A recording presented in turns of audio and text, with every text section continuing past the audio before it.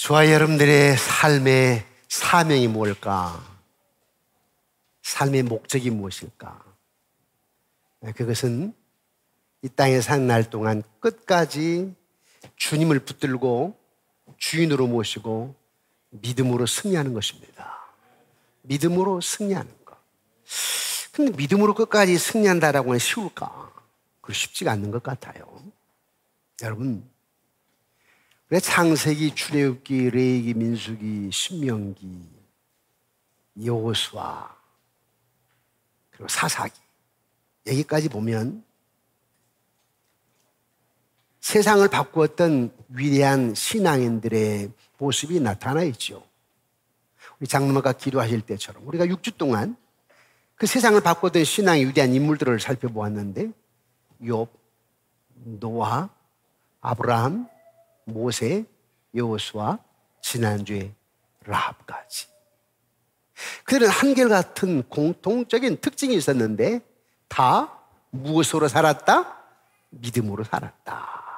네, 믿음으로 살았다라고 하는 것입니다. 오늘은 이어서 기드온에 대해서 하나의 음성을 듣길 원합니다. 기드온. 기드온은 어떤 사람이었을까? 기드온은 사실은 평범한 사람이었습니다. 약한 사람이었습니다. 우리도 말로 하면 별 볼 일 없는 사람. 그럼에도 불구하고 하나님이 기드온을 통하여서 세상을 변화시키기 위해 기드온을 택하였습니다. 그 당시의 상황이 어떤 상황이었느냐면 모세가 죽었어요. 이스라엘 백성을 애굽에서 구원했던 모세가 죽었습니다. 그 이스라엘 백성들은 모세. 왜? 홍해 바다를 건넜잖아요. 모세가 기도할 때 만나와 메추라기를 하나님께 먹여주셨고 구름 기둥 불 기둥으로 인도하셨고 반석을 쳐서 물을 내셨고 와, 이스라엘 백성은 모세.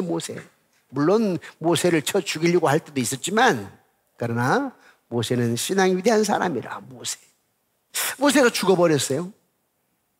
하나님은 모세 대신에 여호수아를 지도자로 세웠죠. 원래 여호수아 이름은 호세아라고 그랬죠. 그 아버지가 호세아라고 이름을 지었어요. 애굽에서 종살이 할 때 모세가 오기 전이옵니다. 그 아버지가 우리가 지금 애굽에서 종살이 하는데 아들을 낳아놓고 이 녀석이 우리 민족을 좀 구원하면 좋겠다 싶어가지고 이름을 호세아라고 지었어. 호세아, 네가 민족을 구원하라는 거죠. 그런데 모세가 여호수아를 후계자로 삼으면서 그리고 가나안 땅 정탐꾼으로 보낼 때 이름을 바꿨어. 네 이름을 여호수아라고 하자. 호세아가 아니라 여호수아라고 하자. 여호수아란 말은 무슨 말이냐면 여호와께서 구원하신다는 거예요.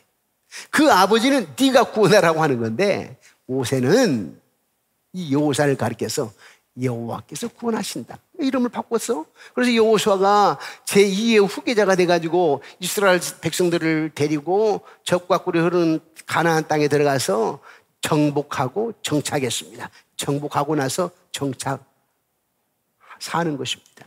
근데 그 여호수아도 나이 들어 죽고 말았습니다.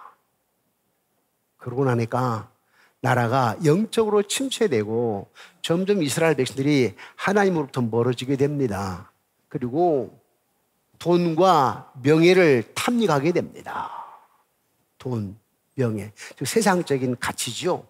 부귀영화만을 누릴 뿐이지 여호와 하나님을 전적으로 찾지를 않습니다. 그러다 보니까 아말렉 군대가 쳐들어오지, 미디안 군대가 쳐들어오지, 경제는 엉망이지, 사람들은 살 길이 절망입니다. 희망이 없습니다. 그때에 꼭 여러분처럼 부르짖는 자들이 있었습니다. 하나님께 구원해달라고, 우리 민족을 살려달라고 하나님께 기도하며 부르짖는 자들이 있었는데 소수지만 그들의 기도를 들응답하셔서 하나님이 이스라엘을 구원하기로 했습니다. 다시 살리기로 했습니다. 그 계획이 뭐냐니까 기드온이라고 하는 사사를 세우는 겁니다. 기드온은 5번째 사사입니다. 여러분 사사 시대 하면 기억납니까? 제가 언젠가 구약 파노라마를 할 때에 사사기 시대는 사사기 21장 25절에 각각 자기 소견에 옳은 대로 행하였더라. 지금이 그런 시대예요. 포스트 모더니즘 시대에. 하나님이 어디 있느냐고 그러잖아요. 하나님. 네? 정치인들도 일반 사람들도. 그리고 교회를 다녔던 젊은이들도 교회를 지금 떠나고 있잖아요. 청년들이 교회를 떠나고 30, 40대가 교회를 떠나고 앞으로 10년 후면 교회에 젊은 사람들이 없을 겁니다.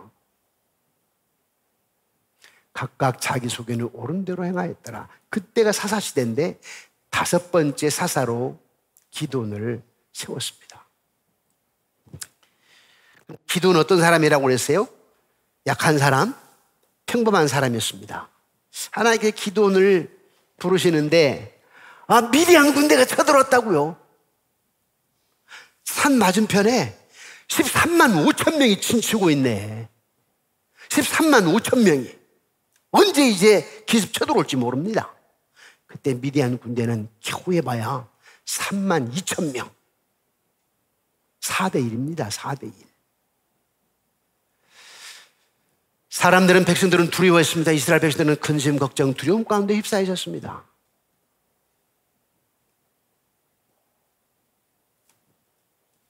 하나님께서 기드온에게 말씀을 하시는데 기드온이 뭐하고 있었느냐 하면 타작마당에서 밀을 타작하고 있었어요.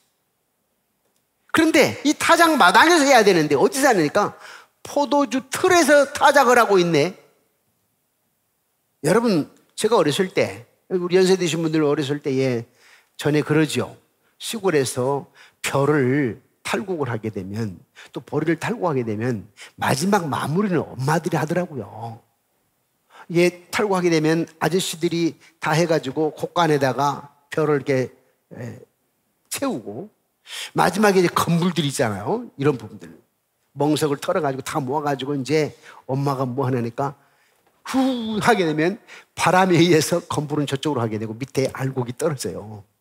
아니면 채로 담아가지고 이렇게 채우면 그 바람의 영향으로 알곡은 또 안에 들어가게 되고 밖에 쭉쭉 나가게 되고.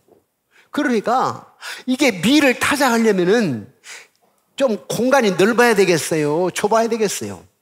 넓어야 돼. 넓어야 돼. 그런데 넓은 데서 밀을 타작할 수가 없어요. 포도주 틀에서 타작을 해야 돼. 포도주 틀은 실내 안에 좁은 공간이에요. 그런데 넓은 데서 못하고 안에 포도주 틀에서 밀을 타작하네. 왜 그랬을까요? 이게 밖으로 노출되면 미디안 군대가 와가 다 빼앗아가. 그래서 두려움 가운데 숨죽이면서 속에서 포도주 틀 거기에서 밀을 타작하고 있어. 지금 기도는 겁에 질려 있어요. 두려움 가운데 있습니다. 숨죽이면서 그렇게 하고 있는데 하나님의 사자가 나타나서 기도인에게 말합니다. 큰 용사여, 하나님께서 여호와께서 너와 함께 계신다라고 얘기합니다. 큰 용사요? 지금 겁이 질려가지고 두려움 가운데 숨어서 지금 타작하면서 혹시 눈치 보고 사주 경계하고 미디안 군대가 쳐들어오지 않나? 미디안 군이 오지 않나? 하고 있는데 그런 기도원에게 큰 용사라고 한단 말이에요. 사실 하나님이 저 같으면 어떻게 했을까? 저 같으면 이렇게 했을 것 같아요. 하나님 지금 농담하십니까? 지금 나는 지금 겁에 질려 있는데 나보고 무슨 큰 용사라고요? 그럴 것 같아요.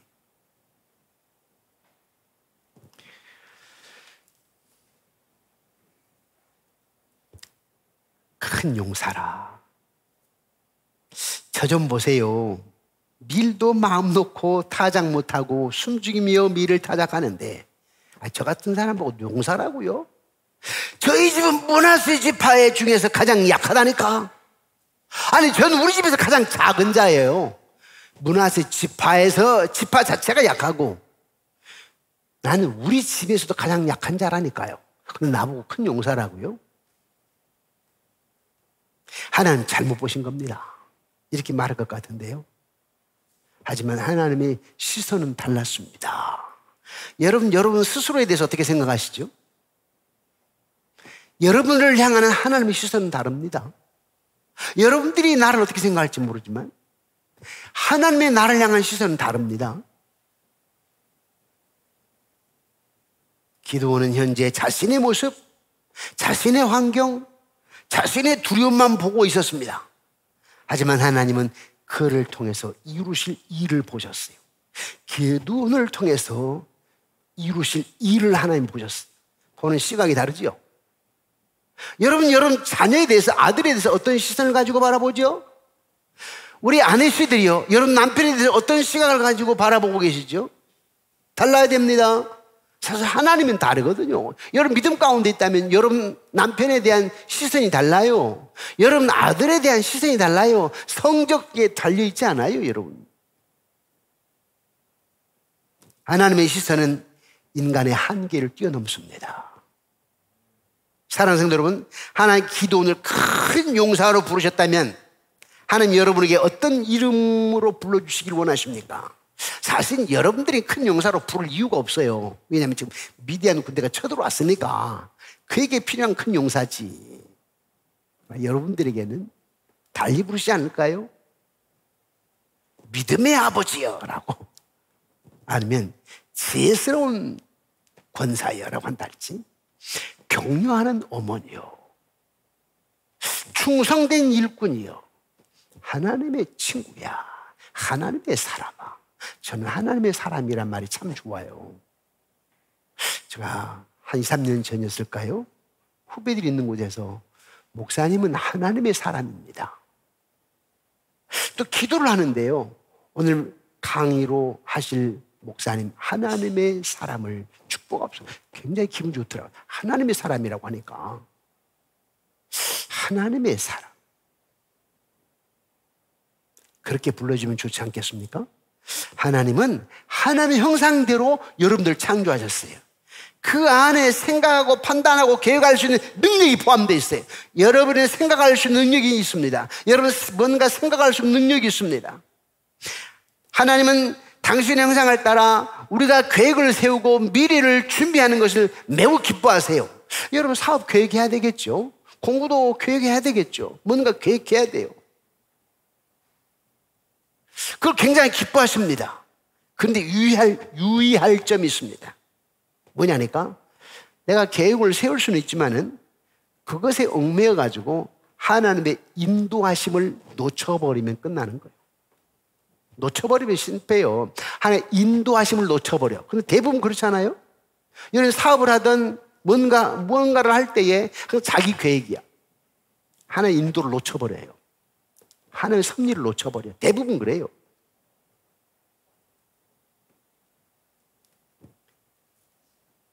그러면 그 계획은 오히려 나에게 실패가 되고 맙니다. 믿음이란 내 계획 위에다가 하나님의 뜻을 설적 올려놓는 게 아니라 하나님의 뜻 안에 내 계획을 들여놓는 거야 됩니다. 아멘이십니까? 네. 하나님의 계획 안에다가 여러분의 뜻을 살짝 올려놓는 거예요. 그러니까 하나님의 뜻이 커요. 하나님의 계획이 우선입니다. 하나님이 여러분을 부르신 이유는 뭐냐니까? 여러분이 완벽해서가 아니에요. 하나님이 함께 하시기에 가능하기 때문에 그렇습니다. 지금 여러분이 포도주 틀 안에 숨어 계신 분이 있다면, 지금 기드온처럼 포도주 틀 안에 숨어 있는 분, 두려워가지고 걱정이 돼서 염려해서 숨어 있다면 하나의 음성을 듣기를 원합니다. 어떤 음성이요? 기드온이 큰 용사여, 내가 너와 함께하노라. 여러분들은 하나님의 사람아, 내가 너와 함께하노라. 현숙한 여인아, 내가 너와 함께하노라. 믿음의 사람아, 내가 너와 함께하노라. 사랑하는 성도 여러분, 하나님께서 기드온에게 어떤 위대한 일을 하실 것을 계획하신지 아십니까? 우리 사사기 7장 2절 3절인데 우리 함께 읽어보실까요? 사사기 7장 2절에서 3절 말씀 시작. 여호와께서 기드온에게 이르시되 너를 따르는 백성이 너무 많은즉 내가 그들의 손에 미디안 사람을 넘겨주지 아니하리니 이는 이스라엘이 나를 거슬러 스스로 자랑하기를 내 손이 나를 구원했다 할까 함이니라. 아멘. 그러니까 하나님은 뭐냐면 여러분 스스로가 내가 했다라고 하는 것을 싫어하세요. 주님의 은혜입니다. 주님이 하셨습니다. 주님 역사하셨습니다. 그래야 되지. 내가 했다. 내가. 아니 모세가 말입니다. 내가 반석을 쳐서 물을 내라 하는 바람에 가나안 땅 못 들어갔다니까. 이스라엘은 그렇게 원망하고 불평하다 보니까 순간 모세도 인간인지라 순간 내가 반석을 쳐서 물을 내라는 바람에 적과구는 가나안 땅에 못 들어갔어. 다시 말하면 또 나아가서는 구원자는 모세가 아니고 여호와 하나님이라고 하는 거, 예수 그리스도가 구원자라고 하는 거, 그걸 가르치기 위해서 여호수아, 예수의 모형 여호수아를 통해서 이스라엘 백성들을 이끌고 적과꿀이 가나안 땅에 들어가게 하셨던 것이죠. 하나님께서 어떻게 역사하시는가 한번 볼까요? 미디안 군대가 맞은편 산에 13만 5천 명이 탁 진치고 있네요. 이스라엘 군대는 해봐야 3만 2천 명. 이스라엘 군대가 승리하려면 한 명당 4명을 죽여야 돼. 1대 4요. 가능하겠소? 거의 승리할 가능성이 없어 보입니다. 그런데 이런 상황 속에서 하나님께서 기드온에게 뭐라고 그래요? 기드온아, 사람이 너무 많다. 누구든지 두려워 떠는 자는 길르앗 산으로 떠나 돌아가라 하라. 그래서 돌아간 백성이 얼마였어? 2만 2천 명. 10,000명만 남았어.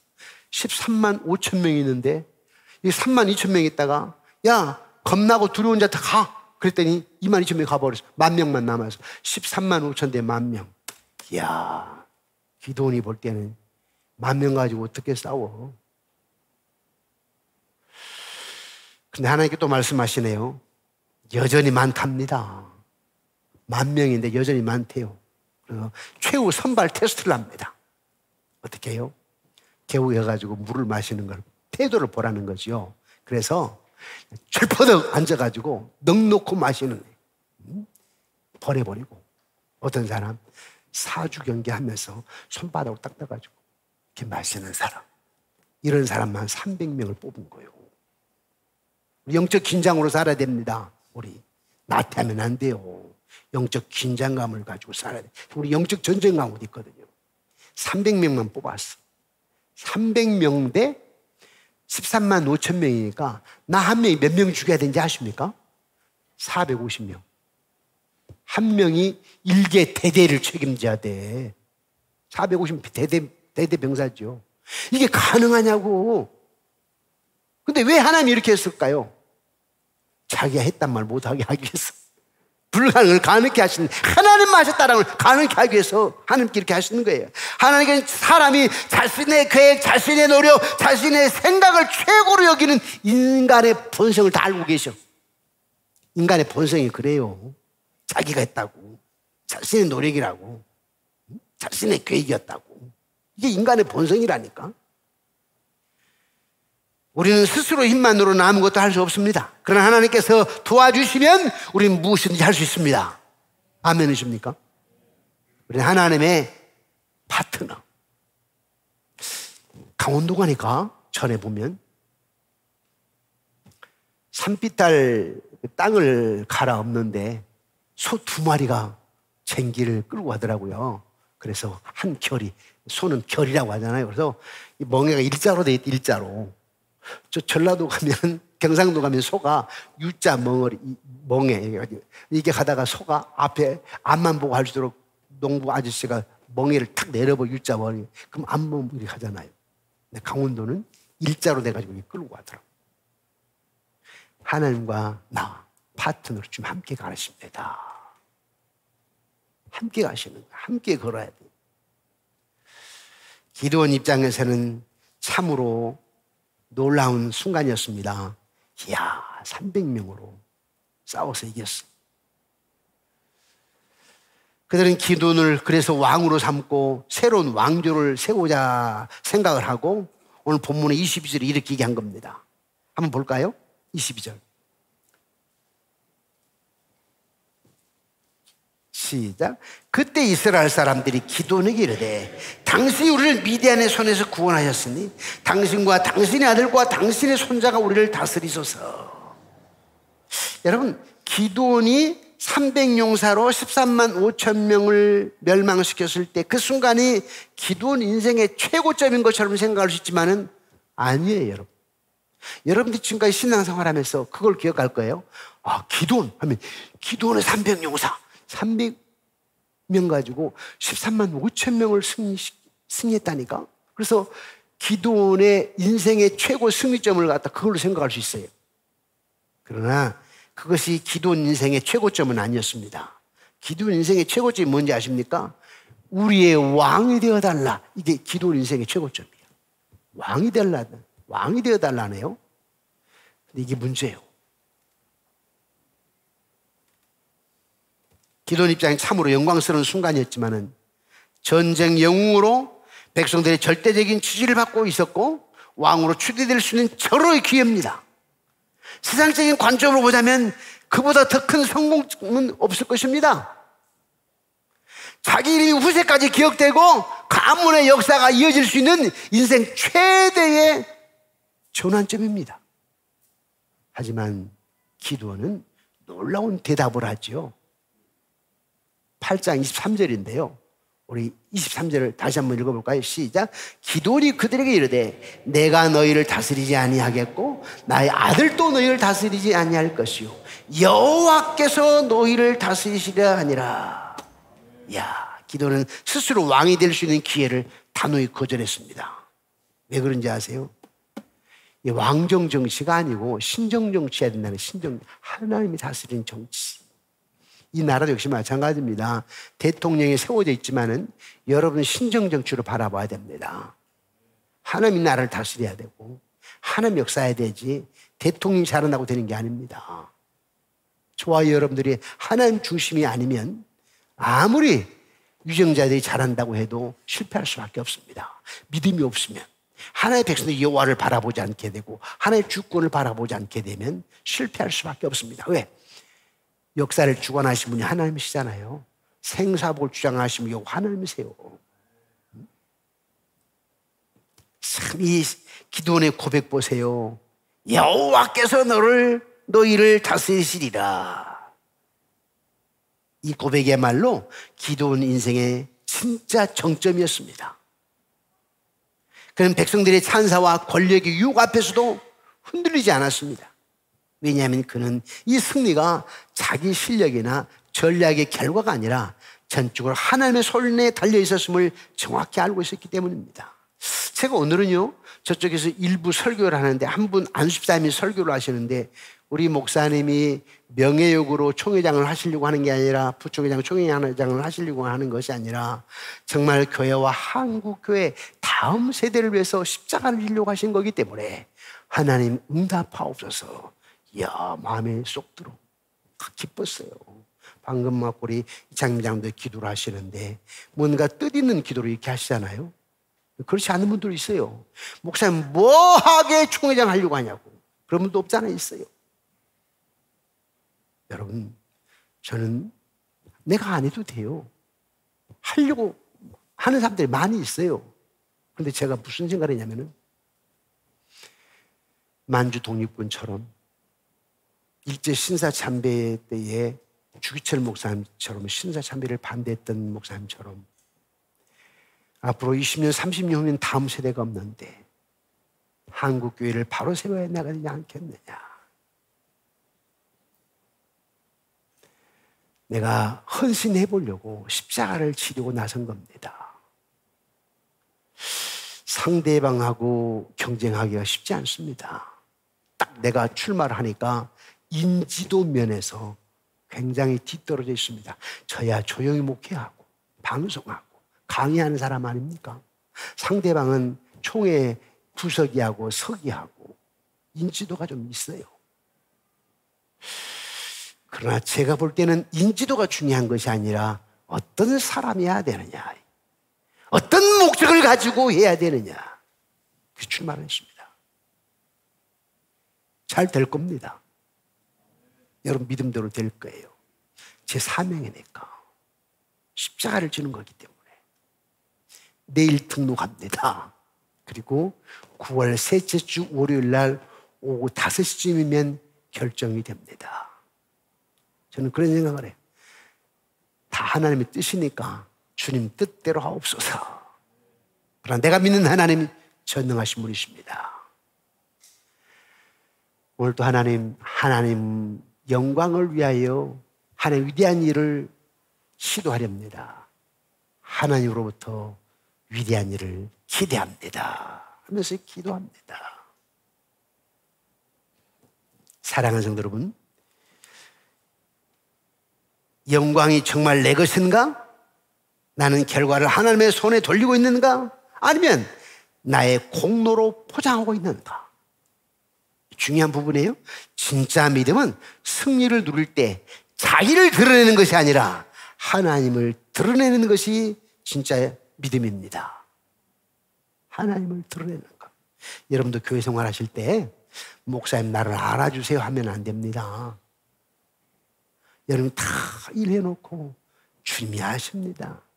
때로는 목사가 모를 때도 있겠지요. 그때 서운해 생각하지 마세요. 주님이 다 아십니다. 주님이 아십니다. 참 요즘 제가 고마워요. 그 교회에 사무장 장로가 안 계시니까 우리 권사님들이 오셔서 평일 때 와서 남 모르게 청소하시고 고정적으로 청소하시고 이 더운 여름에 차량 안내로 차량 담당자로 수고하시는 손길들, 아까 저쪽에 넘어올 때에 휴가자가 많아가지고 봉고차 운전하는 사람이 없었어요. 우리 권사님 네 분이 목사님 차가 없는데 내 차 타시오 모시고 왔는데 제가 실수를 했어요. 식당 당번으로 이쪽으로 넘어오시는데 내가 6여전도에나 7여전도, 권사님 7여전도회죠? 그래야 되는데 3여전도회죠? 그랬더니요 5여전도라는데 나이 먹게 봤다고. 내가 좀 이따가 밥 먹고 식당에 들르려고 그래요. 6여전도회 수고하셨습니다 그러려고 그래요. 일부러. 네. 우리는 저나 여러분이나 다 주님께 맡기는 거예요. 내가 한 게 아니고 다 주님이 하셨습니다. 근데 문제가 생겼네요. 얘 기드온이요 하나님께만 영광을 돌려 하나님 중심이었는데 성공적으로 마무리를 못했어. 삶을. 신앙적 실패의 그림자가 드리운 겁니다. 어떻게 해요? 그 실패의 시작은 이렇게 시작이 되었습니다. 에봇 사건인데 대제사장이 있는 옷입니다. 왕이 되기를 거절했던 기드온은 바로 뒤에 뭔가를 요청을 했어요. 백성들에게. 뭘 요청했냐니까 미디안에게서 탈취한 금고리 있잖아, 내게 다오 그랬어요. 백성들은 기꺼이 응했지요. 드리고 말고요 하고 미디안 군인들에게 탈취했던 금고리를 다 모아서 기드온에게 주었어요. 기드온이 왜 그 금을 취하려고 했을까요? 에봇을 만들려고, 대제사장이 있는 옷을 만들려고. 근데 그 옷도 만들면 성막에 두어야 되는데 어디다 두었어요? 자기 고향에다 갖다 두었어. 이게 문제입니다. 성전 중심이어야 되는데 여기 하나님의 응답을 구별하는 돌 우림과 둠밈이 이 대제사장 옷의 양쪽에 있거든요. 무엇보다 에봇은 실로에 있는 성막 중심 질서에만 속해야 되는데 어떻게 고향에다 갖다 놓을 생각을 했는지. 기도는 이 에봇을 자신의 지역에다가 자신의 집안 중심으로 제작해 두려고 했던 것이지요. 그런 말로는 나는 왕이 아니다라고 했지만은 종교적 권위를 통해서 자신의 영향력을 유지하려고 했던 것입니다. 따라합시다. 꼭 나 같은데요. 하시면 안 돼요. 잘 하셨어요. 안 따라 하셔야 됩니다. 자신의 영향력을 유지하려고 종교적 권위를 통해서 이게 실수요. 망은 안 되려고 했는데 인간이 이래요. 우리 사사기 8장 27절 한번 읽어보실까요? 시작. 기드온이 그 금으로 에봇 하나를 만들어 자기의 성읍 오보라에 두었더니 온 이스라엘이 그것을 음란하게 위함으로 그것이 기드온과 그의 집에 올무가 되니라. 허허, 이게 자기 집에 올무가 되어버렸대요. 올무가. 기드온은 자신과 가문이 이 일로 인해서 신앙을 무너뜨렸음을 볼 수가 있습니다. 기드온이 아무리 선한 의도로 시작했을지라도 그의 행위는 하나님의 질서를 어기고 영적 혼란을 초래하는 실수를 하였던 것이지요. 여러분, 신앙은 상징이 아닙니다. 아무리 의미 있는 상징을 남겨두어도 그 상징이 삶 속에서 바르게 살아내지 않으면 그건 결국 오해와 왜곡의 도구가 되고 맙니다. 한번 예를 들어볼까요? 자, 시어머니가, 며느리가 예뻤어. 시어머니가 권사님이야. 그래서 임종을 눈앞에 두고 큰 며느리 권사를 불렀네. 큰 목걸이하고 다이아 반지를 주었어요. 다이아 반지 안에는요, 십자가가 그려져 있어. 그러면 그 시어머니가 줄 때 무슨 의미로 줬을까요? 십자가 지고 믿음으로 살라, 헌신하며 봉사하며 살라, 이런 뜻 아닙니까? 그런데 그 며느리는 금으로만, 즉 물질로만 생각한 겁니다. 저에게 하나님께서 목사라고 하는 직분을 주었습니다. 뭐 권위 행세하라, 무슨 위세해라, 이런 게 아닙니다. 십자가를 지라는 거죠. 목사도 장로도 권사도 십자가를 지라고 있는 직분이에요. 그런데 한국교회는 지금 그러지 않습니다. 목사도 위세, 명예, 때로는 장로님도 위세, 명예. 나를 알아주지 않는다고, 내가 목사님 오른팔이 되려고 하는데 알아주지 않는다고 섭섭하게 드는 경우도 없지 않아 있습니다. 아닙니다. 우리는 십자가를 져야 됩니다. 나는 죽고 예수로 살아야 됩니다. 나는 죽고 예수로 살아야 돼.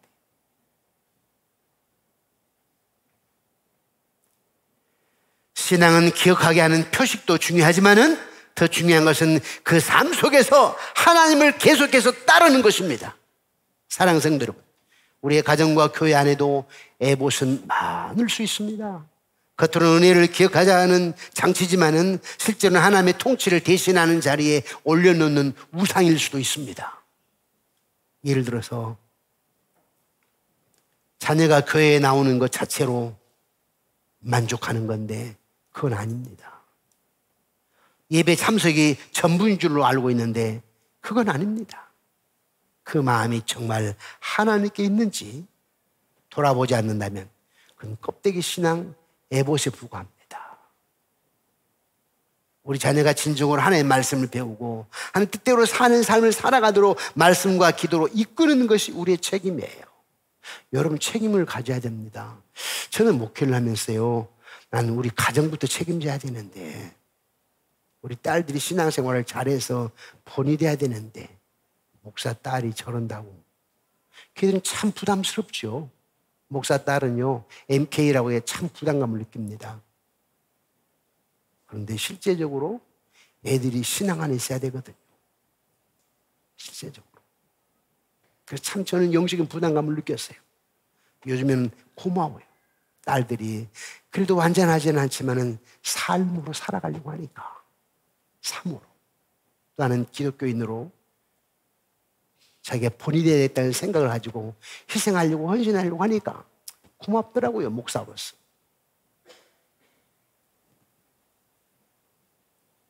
기드온의 실패는 단지 종교적인 영역에서 끝나지 않았습니다.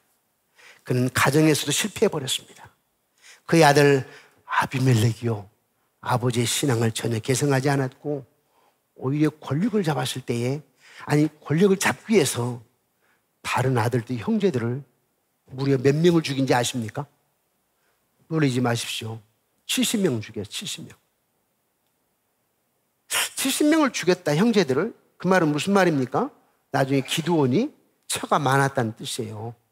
첩이 실패한 거죠. 아브라함, 야곱, 다윗, 솔로몬도 마찬가지인데요. 하나님을 사랑했던 위대한 신앙들이었지만은, 아니 히브리서 11장에 믿음의 조상으로 나오지 않습니까? 하지만은 우리에게 주는 교훈은 뭐냐면 참된 구원자, 참된 사사는 오직 예수밖에 없다. 이걸 가르치게 한 겁니다.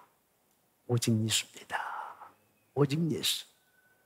세상을 변화시키는 위대한 성경의 위인들을 우리가 말씀을 듣고 있는데 우리가 지금 위인전 보는 게 아니에요. 이러지만 하나님이 쓰실 뿐이다. 그리고 결코 구원자는 예수 그리스도고 역사의 첫 바퀴를 돌리신 분은 여호와 하나님이시다 하는 겁니다. 여러분들은 목사를 평가할 때 연간 예산이나 성도수나 교회 크기로 평가하는 거 아닙니까? 여러분들 교회 안에서 누군가를 평가할 때 그런 식으로 평가하는 거 아니에요? 와, 저 장로님은 헌금을 굉장히 많이 하지? 해가지고 그 헌금으로 평가하는 거 아니에요? 서울의 어떤 교회는 장로님이 교회를 건축할 때 개인이 70억을 했답니다. 그런데 목사님이 가게 되면 인사를 이렇게 해요. 그 장로님 70억을 하는 장로 지나가면 이렇게 한다는데 나 은퇴하고 그 교회 가서 목회하고 싶은데 그러면 안 되니까 고치려고 사람 중심이 되면 안 돼요. 하나님 중심이어야 되지. 겸손, 첫째도 겸손, 둘째도 겸손, 셋째도 겸손. 혹시 내가 더 나아가서 총회장을 하고 뭐 할 때 혹시 여러분 목사님이 조금 목이 굳으신 것 같으면 꼭 얘기하세요. 목사님 요즘 좀 목이 굳으신 것 같아요. 아이고 계속 이럴 거 아니에요. 겸손해야 돼. 진짜 겸손해야 돼. 예수님의 겸손은 단순한 성품이 아니라 하나님 뜻에 절대적으로 순복하신 하나님의 아들로서 신실하신 분이셨습니다. 사랑하는 성도 여러분, 기도원의 삶은 우리에게 말합니다. 하나님께 쓰임받는 것보다 더 중요한 것은 끝까지 신실하게 사는 것이다. 여러분 교회에서 일하는 거 좋아요. 그러나 더 중요한 것은 끝까지 신실하게 사는 것이고 끝까지 삶으로 겸손하게 정직하게 살아내는 것입니다. 리더의 자질이 뭔지 아십니까? 정직이요. 리더의 자질이 뭔지 아십니까? 겸손입니다. 리더의 자질이 뭔지 아십니까? 섬김입니다. 리더의 자질이 뭔지 아십니까? 긍정적인 것입니다. 리더의 자질이 뭔지 아십니까? 낙천적인 것입니다. 자, 여러분 교회 안에 리더라고 생각합시다. 여러분 낙천적으로 사십니까? 긍정적으로 사십니까? 늘 불평불만 가운데 사는 건 아니에요. 리더라면 언제나 긍정적이어야 됩니다. 언제나 낙천적이어야 됩니다. 리더라면 정직해야 됩니다. 하나님 앞에서 코람되고 신전의식 그리고 임재의식 지금 나와 함께 하신다라고 하는 임재의식 소망을 갖는 거죠. 겸손, 섬김. 하나님의 영광은 기념물이 아닙니다. 매일의 순종과 헌신 속에 임한다는 사실을 기억해야 됩니다. 기도원도 히브리서 11장에 믿음의 영으로 기록은 되어 있습니다. 그의 부족함에도 불구하고 믿음으로 한 시대를 살았던 이끌었던 순종하는 사람으로 기록은 되어 있습니다. 그러나 성경은 동시에 말합니다.